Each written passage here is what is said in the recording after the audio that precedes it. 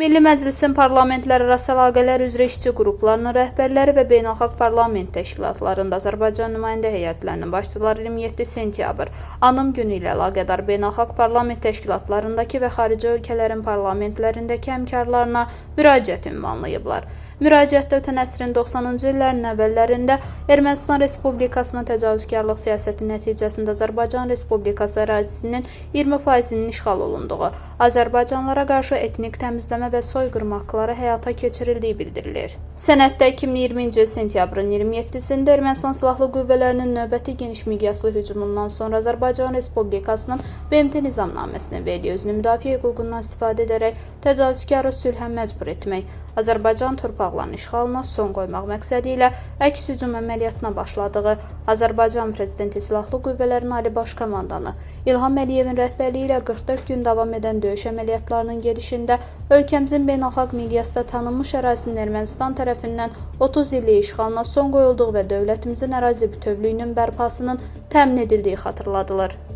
Müraciətdə hərbi əməliyyatlar dövründə Ermənistan Silahlı Qüvvələrinin törətdiyi müharibə cinayətlərindən və insanlıq əleyhinə cinayətlərdən də bəhs edilir. Xüsusilə qeyd olunur ki, Ermənistan Silahlı Qüvvələri tərəfindən törədilən qanlı hücumlara və vəhşilik əməllərinə baxmayaraq, Azərbaycan ordusu beynəlxalq humanitar hüquq normalarına dönmədən əməl edib. Düşmənin yalnız silahlı qüvvələrini və hərbi obyektlərini hədəf alıb, mülki şəxslərə və yaşayış məntəqələrinə zərər vurulmasına yol verməyib. Sənəddə həmçinin 2023-cü il sentyabrın 19-20-sində həyata keçirilən antiterror əməliyyatı nəticəsində Ermənistan tərəfindən yaradılmış kriminal xunta rejiminin fəaliyyətinə son qoyulduğu, Azərbaycanın suverenliyinin və onun bütün ərazisində bərqərar edildiyi xatırladılaraq, hazırda işğaldan azad edilmiş bölgələrdə yaşayış məskənləri tikilərək bərpa olduqca keçmiş məcburi köçkünlərin öz yurdlarına qaytarıldığı diqqətə çatdırılır. Bununla belə Ermənistan tərəfinin Azərbaycan ərazilərində bastırdığı yüz minlərcə minanın törətdiyi fəsadlar da təəssüf hissi ilə qeyd olunur. Bütün bunlara baxmayaraq məhz Azərbaycanın Ermənistanla münasibətlərinin normallaşması üçün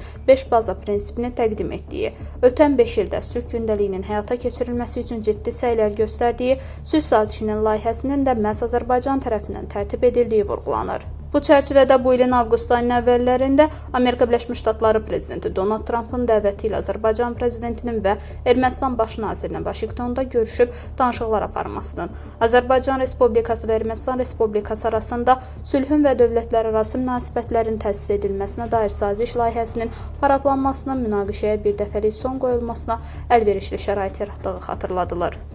Eyni zamanda əldə edilmiş razılaşmalara uyğun olaraq reallaşacaq beynəlxalq sülh və rifah üçün Tramp marşrutunun qitələri birləşdirən mühüm nəqliyyat bağlantısına çevriləcəyi vurğulanaraq, perspektivdə yekun sülh sazişinin imzalanmasının Azərbaycanla Ermənistan arasında davamlı və uzunmüddətli sülhü bərqərar etməklə bütün Cənubi Qafqaz regionu qarşısında sabitlik və əməkdaşlığı təcəssüm etdirən yeni üfüqlər açacağına inam ifadə olunur.